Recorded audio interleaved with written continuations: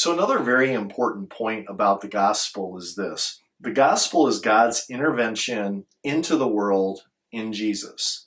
The gospel is God's intervention into the world in Jesus. And we see that in passages like Romans 1:9.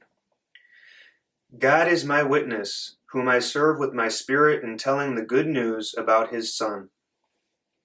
So, Van, what does it mean that God the Father, in particular, what does it mean that God has intervened into the world and then intervened in the person of Jesus Christ?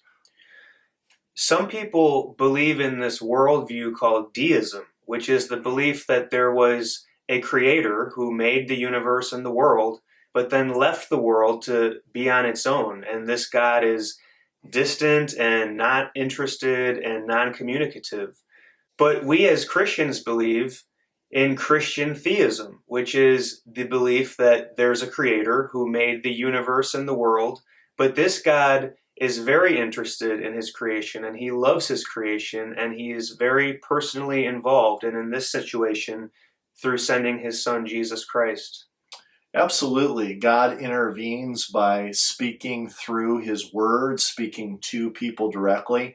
But the ultimate intervention of God himself is in the person of his Son, the second person of the Trinity. So you can think of it almost like a shaft of light. God has intervened into the world in the person of Jesus Christ.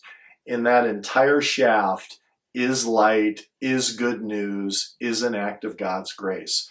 But what we'll do now, Van, is we'll talk in a little bit more detail about what's at the center of the shaft of light.